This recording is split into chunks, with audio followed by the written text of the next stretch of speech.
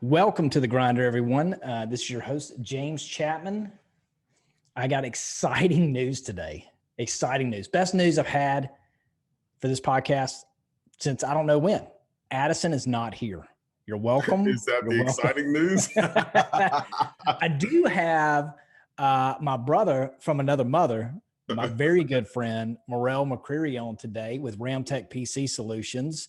He's like Batman for IT services. Okay. He's also a beautiful human being. And Thank you. That's why we don't do video. We don't share the video for this stuff because you see how much better looking people are than me. So anyways, hey man, good morning, Morel. How are you, sir? I'm doing well, man. Thanks for having me on. Yeah. Hey, don't let me sell you short. Give your spiel about RamTech and what exactly you guys do. All right, bird's eye view. RamTech, we established ourselves in 1999. Came out of the gate running, just wanted to provide, excellent service to a service industry. Customer service is dying. I mean, it's dying daily. It's companies like Publix and Chick-fil-A that remind us that customer service still exists, right? So that's one of the things I wanted to bring to this game. When you call your IT guy and they're being all crusty on the phone with you, nobody likes that. So, deal with people that want to deal with people, right? Yeah. So that's our claim to fame is we treat people like people and computers like computers. I mean, they do what you tell them to do. And if they don't, call me. Yeah. Yeah. So that's kind of it, man. Just, rocking the computer life. So let's go back a little ways. Morel and I met 9 years ago. If not more. It was like BizGrow days, man. That's back in the time machine days. Yeah. So Morel and I both didn't know each other out there hustling, trying to build a business, right? We met at a networking. It was a closed networking group called BizGrow.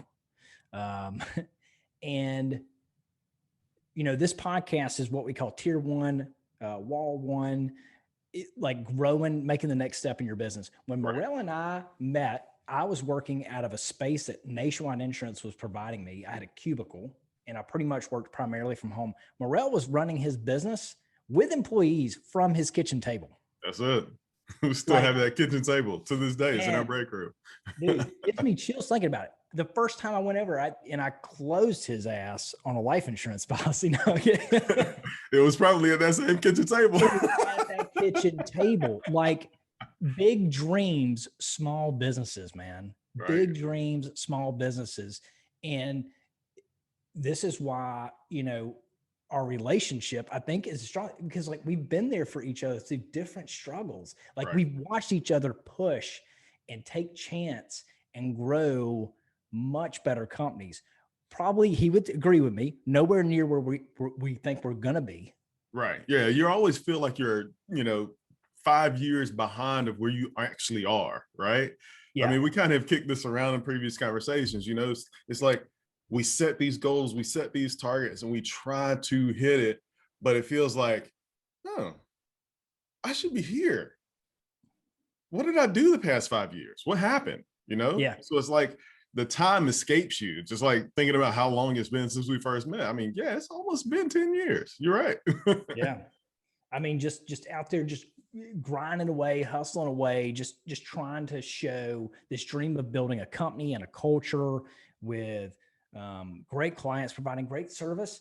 And we were doing it, right? Morel's doing it, I'm doing it, but it was on a much smaller scale. So like, don't ever underestimate.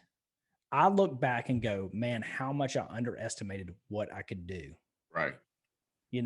That's the sad part. I'm about to hit my 10-year anniversary in business next week.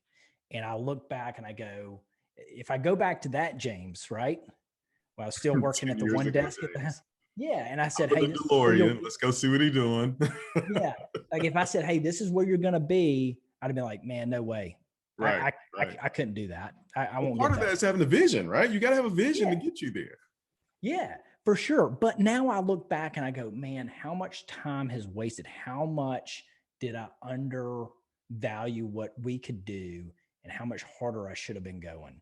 I'm telling you, it's going to happen to you too, no matter where you're at. Also, why we keep talking about wall one, level one, tier one, those kind of things. Frankly, I still feel like I'm getting over wall one, man. Right. The wall, there's still always wall one. That wall is just a lot bigger and it's a lot harder to get over. Right. So, I related to almost like, so I used to do the Warrior Dash run, right? You know, you start out of the gate, you're running through mud for a mile, then you jump in, you know, whoever knows how deep that pool of water was, because it was all muddy, you can't tell anything. You know, you got 10 people fighting to get onto one raft in the middle to catch a breath and then swim to the other side, fully clothed, right? Yeah. And then the next obstacle is the wall, and everybody hates the wall, right? You're soaking wet, you're muddy. Now you got to climb this 10, 12-foot wall and get to the other side without busting your butt on the other side, right? Yeah.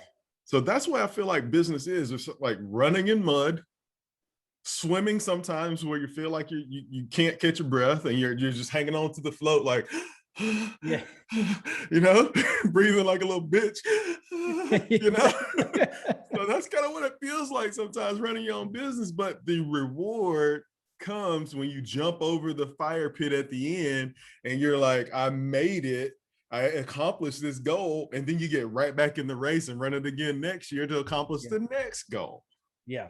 So that's kind of the way I rationalize this business run, this marathon. Yeah. You know, I heard I was listening to a thing, Ed Mylett, when I was in Arte, and he was talking about, you know, I mean, dude's like worth like $500 million. Right. It's crazy. And he was talking about how he went out to this private country club he's a member of, like Arizona or something. And he flies in and in his private jet, flies in. But he's like, you know, down the street is like, I can't remember who he said. It was like Tim Cook or somebody, right? Right. Like multi-billionaire.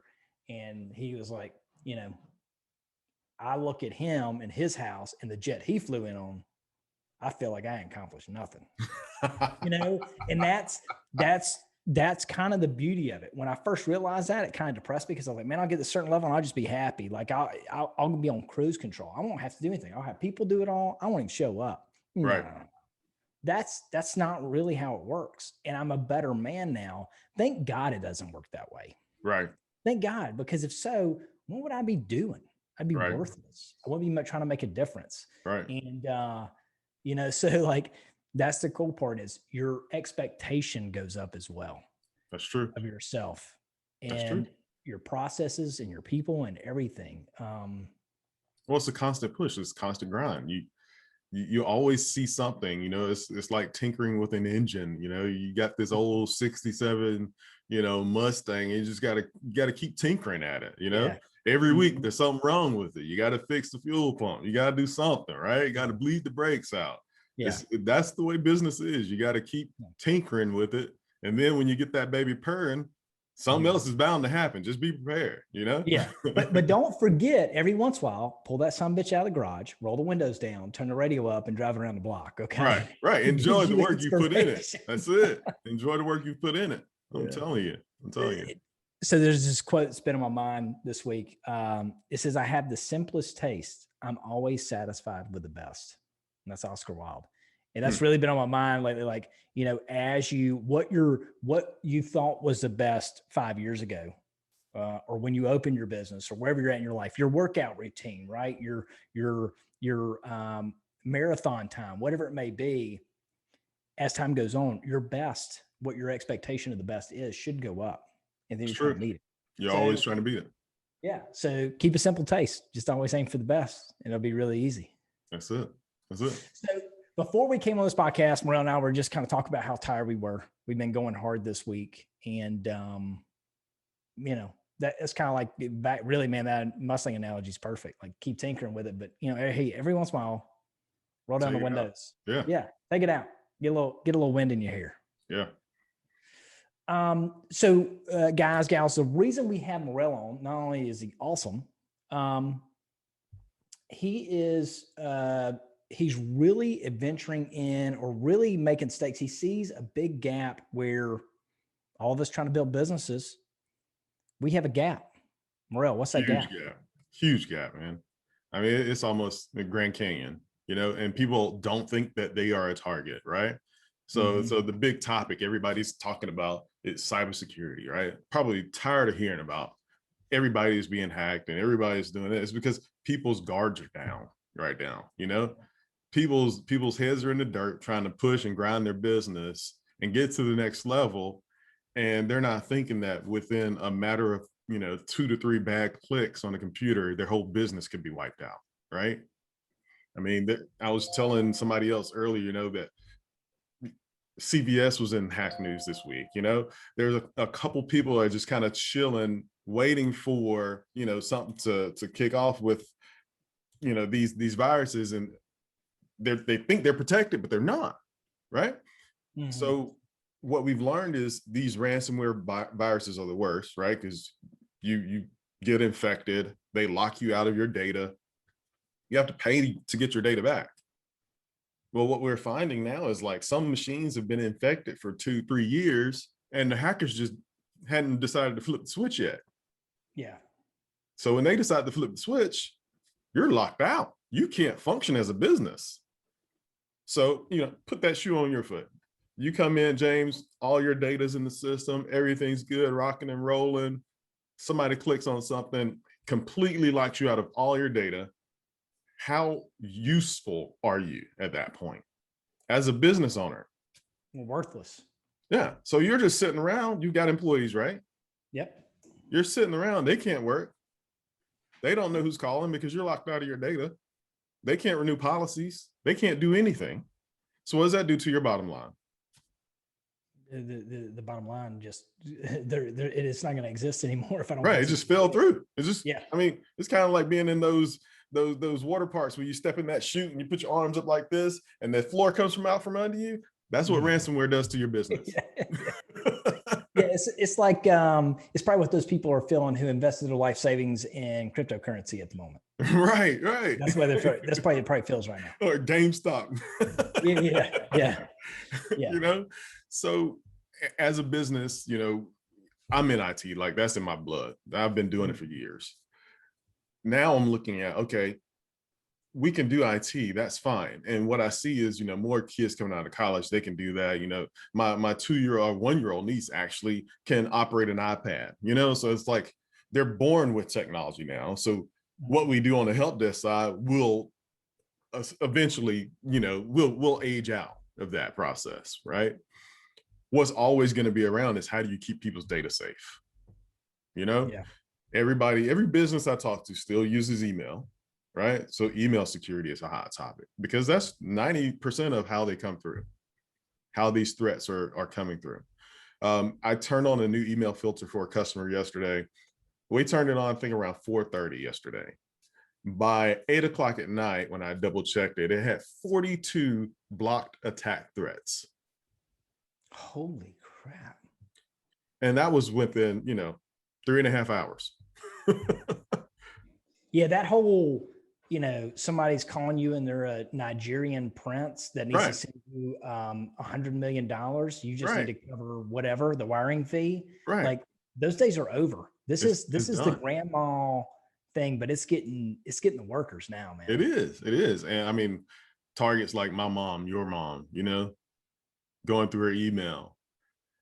Other than telling your parents what not to click on, just keep their guards up too. Look out for the older community, make sure that they stay safe and protected online as well. But definitely, I mean, if you're a business owner and you're listening to this, watching this, have some level of protection, even down to what I always tell you guys, the top three things you need that any business cannot survive without. That's internet, email, and phones.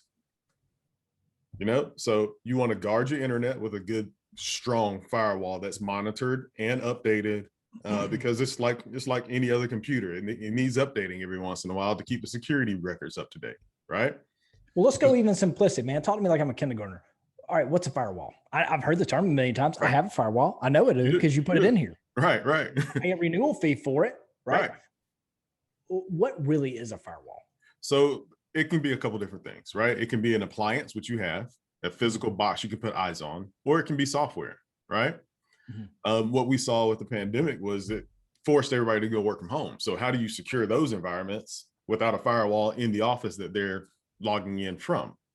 So we have software solutions for that too now. But to answer your question, firewall is a layer between raw access internet, your firewall, and then your users.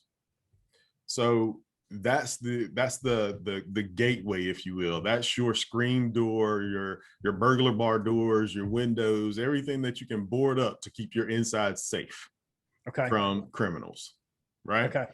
So that's what that device or appliance or software will provide for you and your end users.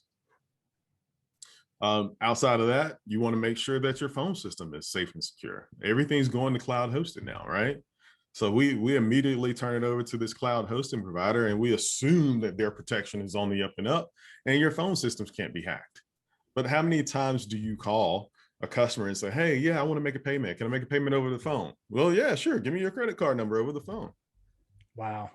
So you can pull raw data to hear that conversation if it's not secured. So if you got a voice over IP provider, check with them, make sure your line's secure. They offer it as a service. If not, make sure you have it turned on. If you're accepting payments over the phone, you need to do that. And the last piece is email. So the top three, right? Internet, which we cover that protection with the firewall. Phone, make sure you get that secure channel if you're taking payments over the phone or any personal information, really, right? Social security numbers, address, all that personal identifier information needs to be protected. And then your email, right? So email has a multiple different layers of security. Like, and we already said, it comes through email 80% of the time. So you have to do a couple things, right? You got to put some protections in place on the actual email server. Okay. Then you have to put in some type of protection on the links that are being sent to you in email and attachments being sent to email. And then you also want to make sure that you keep your employees trained up. So you got a three-prong approach just with one of the three items, right? Because employees are your weakest link. Yeah. So we are looking at offering a whole suite of services that, covers every single gambit of security. I mean, Windows is going to break. That's a given, guys. If you're running Windows, it's going to break. If you're running a Mac, it's going to break. You can go out and buy a new one, but how do you keep your stuff secure so you can afford to buy a new one? Yeah. Man. Yeah, it's scary. I mean, a company I was dealing with that was my CRM. We no longer we haven't used them. We ended our contract with them, went to a new CRM system, but apparently they were still storing some of our data from when we had it with them from like 2 years ago. They had a major breach, and they sent me a list. Fortunately, we got lucky. Our clientele, the only thing that they were able to get was a date of birth. That was it. Right. Really, really lucky. But I mean, there was people with major that were still currently using them, social security numbers, all kinds of things, and it just that scared the hell out of me. Right. The company's liable and they're taking full responsibility for it. And they even sent all our customers, even just because it was date of birth, sent them all that. But man, think about the time they're having to invest to go through that, though. For sure. Oh, millions, man. Millions. Now, it's a pretty large company, but still, I mean, I could easily see if something happened on my end, how it could be tens of thousands of dollars. Oh, yeah. And that's tragic, Yeah. Yeah. Plus also just the whole shift. Right. The whole shift of all my attention. Not only am I going to spend thousands of dollars, right. I'm not going to be making it because I would literally have to dedicate my staff to do something. We have no freaking idea what we're doing. Right. You might as well just take us out of the office and say we got to go build a house. Like, hey, hammering you 2x4. Right. We can't go back to work until we finish this place. Right. Same thing. Right. So, as somebody who is not very strong, I've gotten very good with system building in here. Right. How all my software works together, how I want my stuff to flow. But man, the more we do of that, the harder it is for everything to connect correctly, how to keep it secure. I say this, the two best decisions I've made for outside resources for my company is not my SEO. It's not my Google AdWords. It is a CPA that I pay monthly for advice, and my IT professional that I pay monthly to make sure I can stay focused on what I'm good at. You got to do I would those agree. things. You know, I would agree. but where did I start, Morel? I started really simple and said, hey, man, what's the first thing I need to buy? You said, bro, you need a firewall. Like Yep. now. Yep. I bought a firewall. I didn't pay for services at first. I was too broke. But there's And baby steps, right? It's baby steps. yeah. Okay, what do I need to do? Like you said, what do I need to do first? You know, if somebody came to me and says, Morel, we got IT, they take care of everything for us. Great. That's great. Let's do a security audit, right? I've sat on several cybersecurity audits over the past, oh gosh, when was the pipeline hack? That was like what, a month and a half ago now? Yeah, at least. Yeah. And I've been on those calls every week. I've had 2 to 3 cyber insurance policy review calls / audits with clients, right? Now, I'm sure Chapman Insurance Group, you guys sell cyber insurance, right?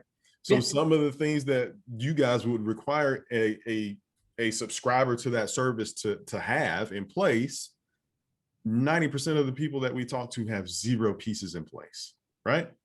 Existing clients of ours do. They have bits and pieces that we've kind of sprinkled in as we were sprinkling salt on steak, you know? We sprinkled it in just so we know and we can sleep at night that they're protected, at least with the firewall, you know? So again, baby step it, start with the firewall, then start slowly turning up the knob on security. Again, people can buy computers, Walmart, Best Buy, online. I don't care where you buy them. They're going to be the same thing, just like Coke and Pepsi everywhere you go, right? Yeah. When you start putting your data in there and compiling that data and stacking up years and years and years of data, how do you keep it safe? Yeah. Are you safe from a ransomware attack?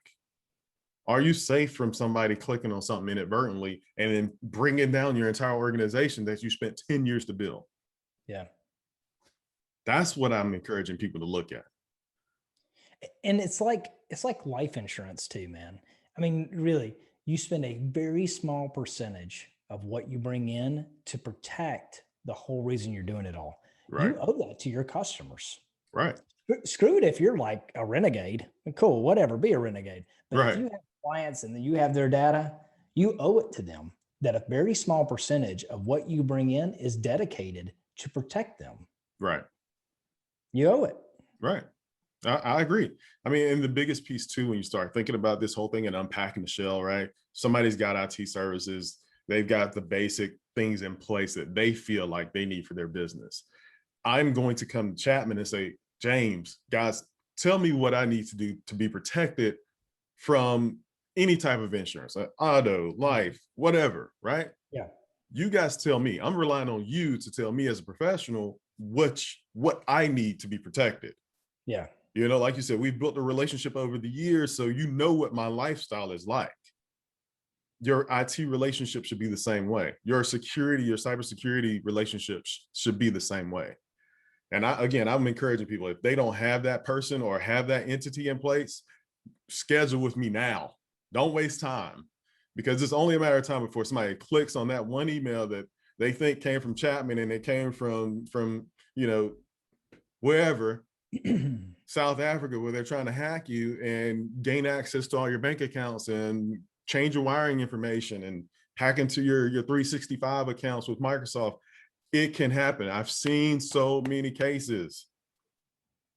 Employees are the weakest link. We need them to work. We need them to function a business.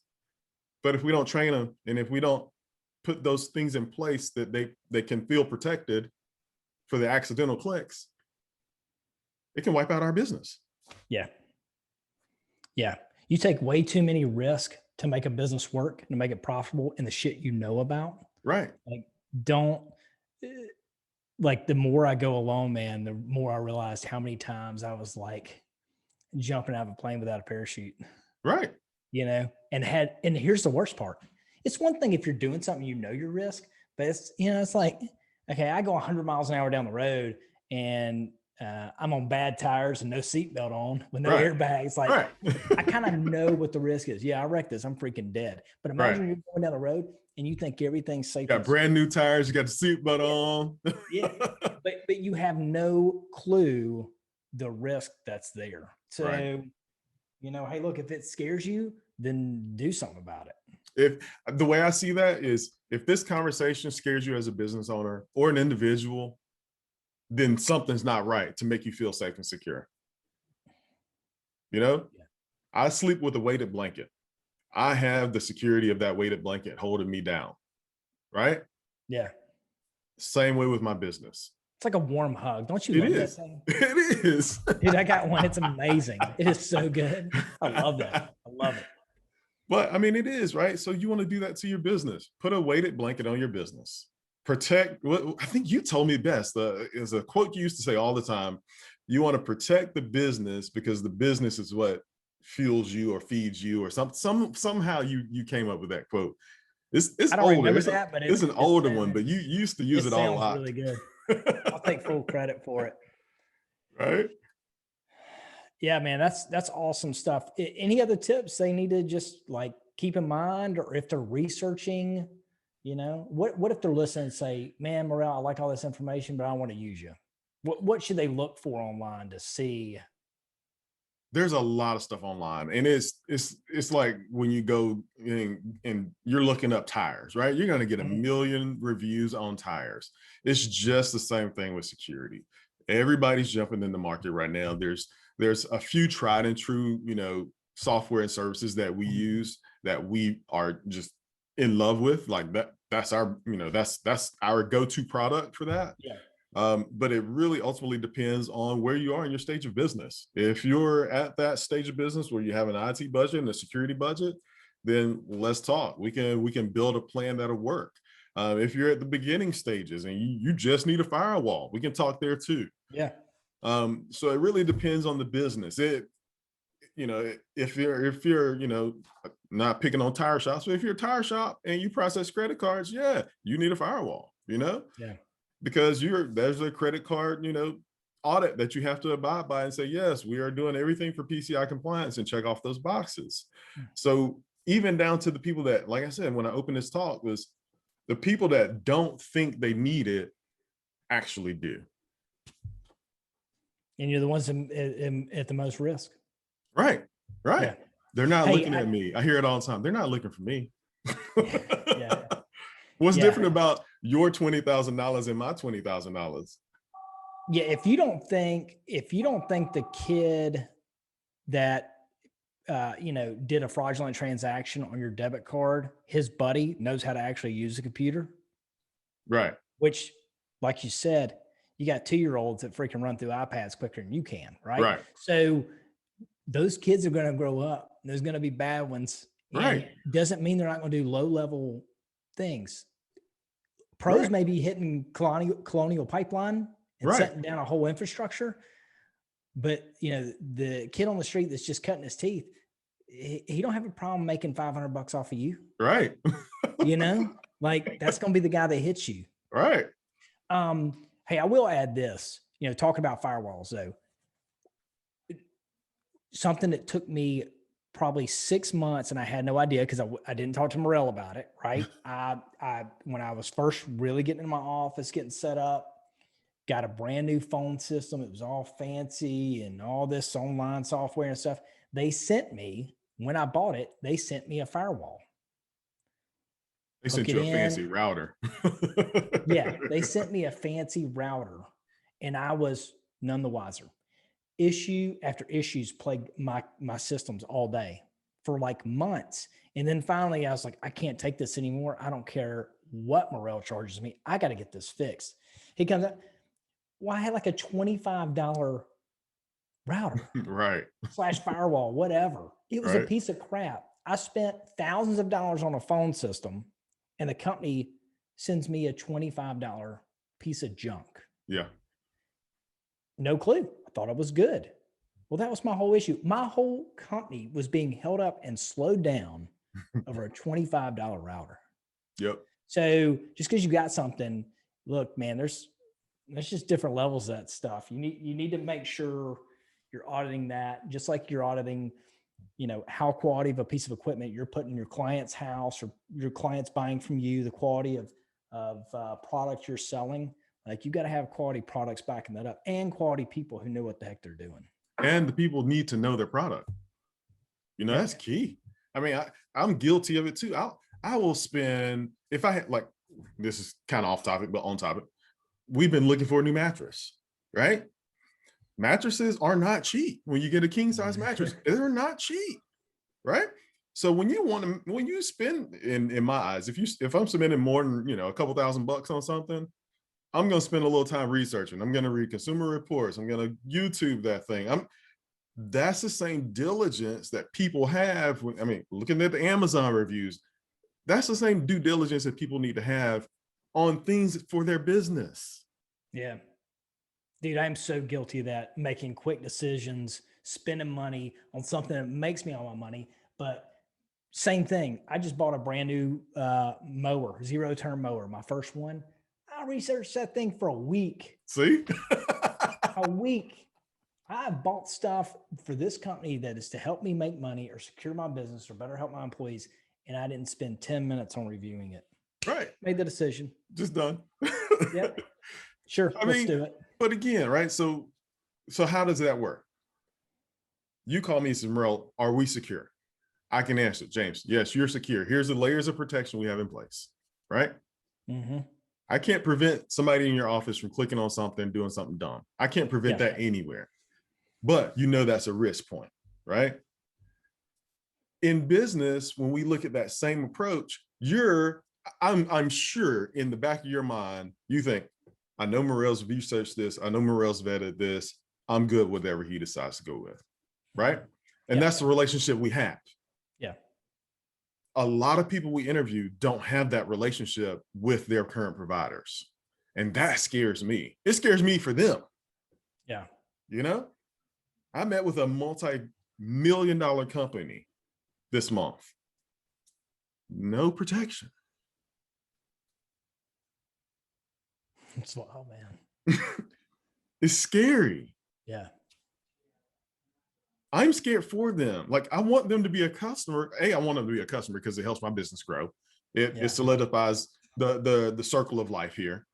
Mm-hmm. But more importantly, I don't want to see them on the news and know that I walked through their door and I mentioned that they needed to do these things and they just never got back with me on the decision. Yeah. I'm going to feel like fault because I didn't provide them the opportunity to protect themselves. Wow. All right. Now you're scared, everyone. Do something. No big deal. Your world's just going to end. It's okay. Sooner or later, it'll all end. How do we protect it while we have it? All right. Hey, all right. So great information. Y'all have plenty of takeaways. Morel, though, I'd like for you to leave them as a business owner talking about, man, just going back, reminiscing the kitchen table, those kind of things. Give one piece of advice, not IT related, not any of that, just business owner to business owner or achiever to achiever. You got one piece of advice you can give them just as a takeaway. So I have the one piece of advice, and it's like the loaf of bread, right? When you first get married, you buy whatever bread you can afford at the grocery store, right? Mm-hmm. You do what you can with that bread. You make sandwiches. You figure out, what to make on that budget, and you make it work. And then as you progress in your business, you buy the more expensive bread. That's the way I see business sometimes. You start out, you get that square wonder bread, you rock it, you make it work, you grind at it. And next thing you know, you going back and you getting the Sara Lee, you getting to this, you getting to that. And then you don't even buy the shelf bread anymore. You're going straight to the bakery where they make it fresh. Yeah. Grind it, eat your square wonder bread, elevate your game. Yeah. That's really good. Love it. All right, Morel, where can they, if we got them all puckered up and scared now, where can they find more information about you and RamTech? So of course we're all over social media, right? If you just Google RamTech, we're gonna pop up. We try to make sure we're a household name. Our website is ramtechpcs.com. That's RAMTECHP as in Paul, C as in Charlie, S as in Sam.com. You can find me anywhere in Henry County. once you hop onto my website, you can connect with us. We've got YouTube, we've got Facebook, we got Instagram. We've got them all. So the can't find me. If you got a smartphone, you can find me. You can call me too. 678-999-2172 is our main line, and they can get you on my calendar. And we can talk security, we can talk IT, we can talk business. It doesn't matter to me. Whatever you want to do, schedule a consult. I'm here for you. You talk business with Morel, though, you better bring your A game. He's gonna ring the bell on you. That's why, hey, I'll end with this. All right. When I've talked all those times in prior podcasts about having accountability partners and stuff, I have very few, because it's just I'm not a person who builds a lot of relationships. I try to build deeper relationships. Morel is one of those guys. And let me tell you, there's been times while you're growing, Morel has called me, as difficult as it may have been, and said, hey, I feel like you were being a little bitch about this. I feel like you did not hustle this. It's been very few and far between, because I'll tell you, as an accountability partner who takes it serious, I don't want him telling me that. I want him looking at me like he can depend on me. Right. That has happened. You know that. That's true. I know you probably remember those times. I do. Hey, man, I remember. You know, you're quick about taking something, but you're really slow about getting back. He told me that one time. Pissed me off so bad. Then I hung up the phone. You know, I was pissed off at myself, because he was right. So anyway, if you don't have that as well, get that in your life. It is one of the most valuable things you can have in your business. It's game changing. Is have somebody who cares about your success enough that if you win on something, here's where you can start. If you win at something, you want to call somebody who's like not your wife or your girlfriend or whatever. Right. If it's like somebody else in business you're friends with, if they're the first person you think of, that's a good accountability partner. It is. Because they're going to be excited you win, right? Right. They're going to be excited for you. So anyways, I mean, I'm going off on a whole tangent because that fires me up. Morel, we appreciate you. Guys, check it out. Make sure you're keeping your businesses safe. You know, keep striving after it. Keep going after it. I know you get tired sometimes. You get tired, put something on the calendar. Take the break, then get back at it. All right? It's about a little bit of a balance too. Make sure you're safeguarding these things that you absolutely just beat yourself to death to achieve. Make sure you're safeguarding it. Making sure you're keeping track of it so it's still there, and it's not wasted just because you're an easy target. So with that, Morel, man, we appreciate you. Thanks for having me. Appreciate our guest. Hey, if you haven't subscribed, share it with a friend, maybe leave us a review. And with that, grind her out.